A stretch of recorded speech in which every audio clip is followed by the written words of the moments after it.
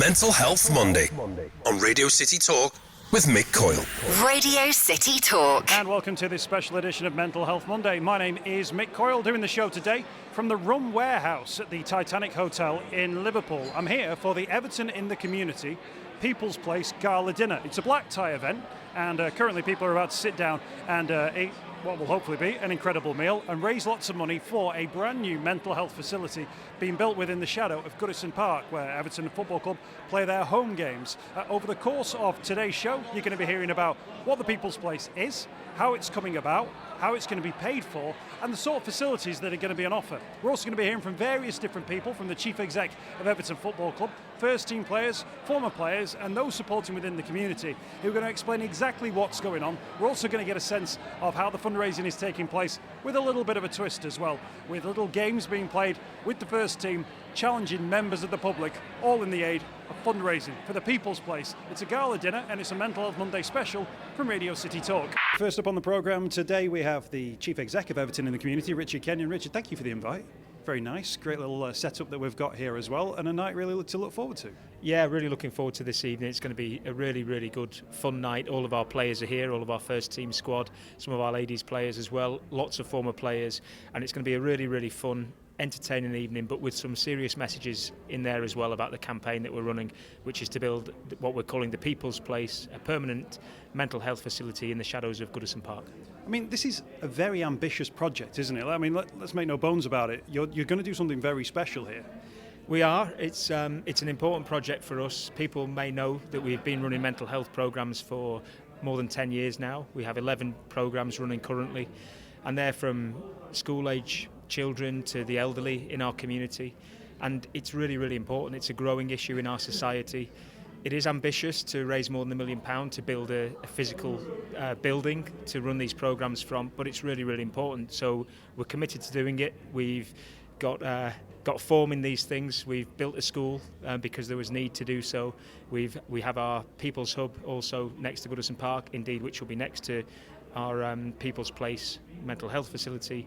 We've converted an old social club recently, so we've got form in taking sort of derelict or semi-derelict buildings around Goodison and transforming them for community benefit. So this is just the next stage in our plan, really. If you wanted to, you could tick a few boxes, say, yeah, we're doing the whole charity thing, we're a football club, we're part of our community.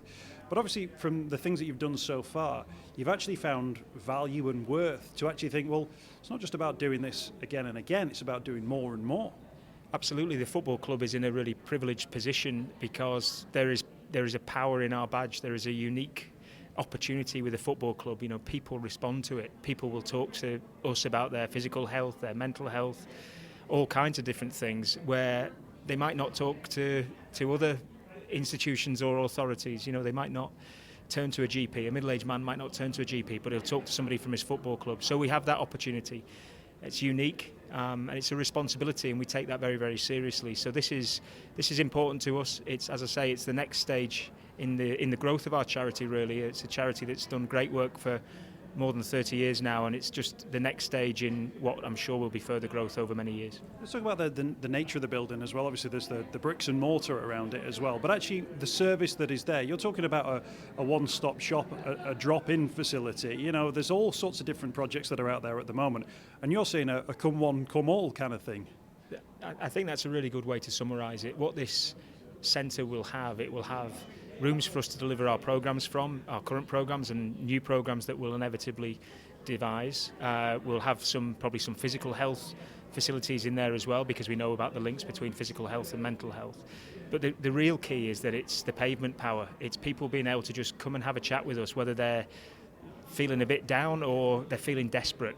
And it doesn't matter whether they're an Evertonian, Liverpool fan, don't like football at all. This is something for everybody, somewhere where they can go and just pop in and talk to us, and we'll be able to help. If we can't help ourselves, we'll know the people that can. So that's exactly what it's about. It's about a physical centre that can provide an opportunity for everybody to come in and talk to us. From the chief exec of the football club to yourself to the manager of the team, the technical director as well, you've been keen to sort of embrace mental health and mental health training as well. When you sat down with Jake Mills from Chasing the Stigma, who delivered that training, was that an eye-opening experience to you about the issues maybe that are out there? I think the training was eye-opening. It was eye-opening to hear some of the statistics, and some of those were really, really powerful. I mean, it's incredible to think that 1 in 4 people are suffering with poor mental health at any time, and the suicide rate in our region, I think it's 150 people in Merseyside commit suicide every year, and those statistics are even worse in deprived areas like Liverpool 4. So hearing some of those statistics was incredibly powerful. But what was really good about the training that we went through with Jake was some really, really simple things that you can just be aware of, that you can listen out for when you're talking to a colleague, when you're talking to a friend, a family member. Just simple things, to be aware of, things to say or not to say. And the training was delivered in under half an hour. And it was really, really good for our captain went through it, Phil Jagielka. Our chief executive, director of football, Marco, went through it, and it was really, really important, I think, again, just to be aware of the little things that can make a big, big difference when people are, in times of need. And it seems like a silly point, but it's an important one, particularly when you look at the makeup of the area in which Everton Football Club is based. There'll be lots of Liverpool fans who live in L4. Will the door be open to them? The door is absolutely open to Liverpool fans, obviously to Everton fans, fans of any football team or no football team. It's a community facility, so we don't discriminate against fans of other clubs. In fact, it's the opposite. There are probably as many people on our programmes across the board who support Liverpool or other teams. It really, really doesn't matter to us. It's the power of Everton badge gives us the opportunity, but it doesn't matter who that opportunity is there for everybody. Richard Kenyon, thank you for your time. Thank you very much. Joined now by Leighton Baines. Leighton, thank you for your time. Great to see you. The club are really buying into this tonight. You've got first team members of the squad. You've got various different people who've taken part in mental health training as well. Everton and mental health, this is a really strong connection, isn't it? It is, yeah. It's something, like I say, all the work with the community and the work that we do, the charity work. As a group of players and as a football club, we've always, been heavily invested in it and bought into it. As you can see from the event tonight, a lot of people have spent a lot of time putting this together, and it's all for a great cause. You seem to get it as well, understand the connections between people's lives, mental health, and the need to take this really seriously now. Yeah, and it's the understanding of the role we have, the responsibility we have, and the opportunity we have to put something back into the community, and also the understanding of the importance of trying to do good things for other people, and that's what community is supposed to be about. And I say we're understanding of that. And I say it's the start of trying to put together a big project that's going to do a lot of good in our community. And we've seen obviously within the communities, but also even with first team players, and footballers who've spoken out about their own mental health as well. Do you feel like we're in a more sort of open time when it comes to discussing it? I think people are becoming a lot more understanding of what that means, and I think the easiest way for me has always been the sort of analogy of thinking about it just as you do your physical health. Some people genetically or naturally have got a disposition to be in good shape and look healthy, and some people have to do a bit more work, and it's the same. Mental health. Some people just like I say, the genetic makeup, what they've been born with, just means they've got to do that little bit more work. And I think the sort of content now that's available to people gives that education, which helps them to understand it and know that it's not a it can come with like those negative connotations, but it's not that at all. It just means you've got to do a little bit more work, and I think people are becoming to understand that much more. Thanks for your time, Leighton. Cheers. Pleasure. Thanks. Into the main hall at the Rum Warehouse at the Titanic Hotel, where the Everton in the Community People's Place event is taking place. It's a bit of a charity event with a difference, actually. A lot of people mingling, black tie, everyone looks very smart.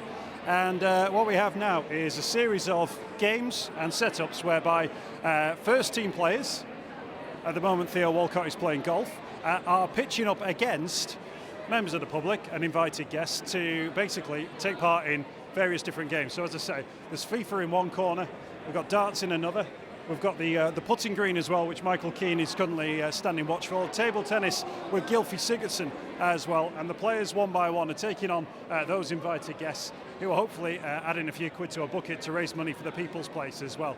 So as we walk around the room, I'm looking at Andre Gomez, very dapper. Marco Silva, the Everton club manager, is here as well. Generally, it seems that everybody is having a good time. Okay, next up we've got Everton legend Graeme Sharp. Sharpie, the club really buys into this stuff, doesn't it, the Everton and the community work? Yeah, I think it's fabulous. Where it's come from. When I was first at the football in 1988, it started Everton community, and it was a porter cabin behind the park end. To see where it is now is incredible, and all credit to the people who have made it actually work. But this campaign is another one. You know, we've been involved in many campaigns over the years with dementia sufferers, with veterans from the forces. You know, and it's been incredible. So this is another one. But as we all know nowadays, this is an important one. A really, really important. They're all important, but this more than most at the moment is really, really important. I said to Richard Kenyon, you know, the club, if they wanted to, could pay lip service if they wanted to these sorts of things. But to go the whole hog, to really, you know, set such an ambitious target in terms of the fundraising, and to set up a centre which will be there, you know, potentially longer than Goodison Park with the new stadium plans as well. This is going to make a huge difference, isn't it? Well, it is, Mick. And I think when you look at the numbers and you look at, you know, mental health, what is mental health? And I think the good thing for the football club as well is the football club is actually educating all its employees about what actual mental health is and the programme that they can take. So I think it's really, really important. You know, nowadays, you know, we only hear about mental health. I've only really noticed about mental health. When some of the Premiership footballers, Aaron Lennon was one, a prime example, close to home. And I think, you know, then everybody was aware of, well, what is this kind of thing? Because I think people looked at it and thought, it doesn't really affect people on the higher ends of society and the people earning big money, but it does. It affects everybody. 1 in 4 people, 150 suicides in Merseyside. You know, so it's a big, big issue. And I think it's important that the football club took a hold of it and helped in any way they possibly could. And it's changed. So I think things that the players have done, the players are involved in it, and Jordan Pickford's been involved in a campaign, Andre Gomez in a fundraising campaign as well, so they're well aware of it as well. So, you know, it's very, very important. It's something that we need to address. Those numbers are huge as well. If you imagine the Gladys Street on a Saturday afternoon at 3 o'clock kickoff, then imagine a quarter of it, you know, 1 in 4 of those people potentially having issues. Mm-hmm. Just to put it within the context of a football stadium, suddenly you go, oh wow, this is such a huge issue for society. Well, it was, and I think you looked at it before, and there was a stigma associated with mental health, and looked at it and thought, like, look at Liverpool and L4. It's, you know, it's a deprived area, you know, not just in the northwest, but in the whole of the country. And people automatically associate, that's part of the parcel, but it's not just there. So this centre, hopefully, when it comes about, it's not just it's going to be for everybody. You know, race, colour, creed, gender, football allegiance. You know, everybody's can use the facility. I think that's the big thing about it. You know, it's not just for one person or a group of people. It's for everybody. I think in this day and age, when we hear the numbers and look at the people that affects, I think it's very, very important that we do something. Sharpie, always a pleasure. Speak to you soon. Cheers, sir. Thank you. So it was getting a bit lively in there. Back outside. Not really outside, just in the foyer area. Jake Mills from Chasing the Stigma. We mentioned him before with Richard Kenyon. Jake, you're here. You're like one of the VIPs at this event. Yeah, I'm playing FIFA with Tom Davis, and yeah, it's a bit mad in there at the moment. It's brilliant though. I think to see the engagement, genuine engagement from the players, is massive. I'm not aware of anything like this happening anywhere else. There must be press teams right around the country thinking, whenever we try and organise something with the first team, not uninterested, they disappear after 10 minutes. All you need to do is set up a dartboard, table tennis, and set up a few challenges, and basically you're off. Yeah, I seen Bernard in there playing mini golf, or just golf as he calls it. No, it's brilliant to see the actual genuine reaction from the players, and even just little conversations that we've had, and you can see conversations with everyone else. They're here because they want to be here. They're not here because they're forcing or being made to. It's amazing to see. It really is. For people who don't know, Bernard is a footballer. Bernard is his name, and he's very small. That's why that's a good joke. Well done, congratulations. The club's absolutely embracing the mental health world, if you like, and you've been sort of invited to be part of that as well. It takes a lot, doesn't it, for an organisation to say, OK, let's do something about it. But when we're talking about millions of pounds worth of fundraising, and we're talking about investment in deprived areas of inner cities within large metropolitan boroughs, we're talking about really making a difference there, aren't we? Yeah, I think the important thing about this project is that Everton are looking forward obviously to a stadium move, and what they don't want to do is just leave the community behind. They know they've got that responsibility and that tie to that community and always will do. And it was about doing something that can be a legacy of the club in the area. We met with Everton over a year ago when they invited myself in as Chasing the Stigma, and we're looking at different ideas that we can do, and as soon as the idea about the People's Place came up, about creating something brand new, purpose-built building to look after the mental health of the community, they were 100% behind it from the very beginning. I remember in like the first meetings that we had in January of last year, when from CEO right down, it was a case of this is what we want to do, so let's actually make it happen now. And in terms of making it happen as well, just in terms of the facility that they want to put on there, essentially a drop-in, a walk-in, self-referral, Liverpool fan, Everton fan, not a football fan at all. That's very ambitious in itself as well. There'll be plenty of organisations that are trying to make that work for them, but Everton think they've found a way of doing it. They do, because Everton have got a record of doing amazing work within mental health anyway, using sport as a kind of caveat to bring people in, which is really powerful. And it's just a case of doing something more, not just sitting there and saying, well, we already do something good. The power that they do have at football club to be able to bring people together, as well as the history, the record that they have, means that they are attracting people constantly. I remember when we first announced that we were doing this project, and people turning up and saying, how do I get help, where do I go? And that's, obviously where we come in, having a hub of hope as well, and being able to signpost people to the help and support while we're waiting for the building to be built. But it was about actually looking at innovative ways, looking at preventative ways to be able to make that part of the community, whether that is using people to come in for a coffee, for other things that we can bring people in, whether it might be just a chat, whether it's a game of football, whether it's a haircut, whatever that might be. It's engaging with the community and giving the people in the community something that they want, and then helping them as well at the same time. Jake, thank you for your time. You're very welcome. So as the music plays and people settle down to their dinner, that wraps up this week's edition of Mental Health Monday, summarising the events taking place at the People's Place and their gala dinner. Thanks for the invite, Everton in the community. It's been a really great night and great to mix with some of the great people who are here today. Hopefully you've got a sense of exactly what's going on in regard to the People's Place project. If you want to find out more, just look at the website for Everton in the community and on their social media as well. Or if you type in the People's Place to any search engine, you get all the links that you need as the fundraising continues. It's Mental Health Monday from Radio City Talk.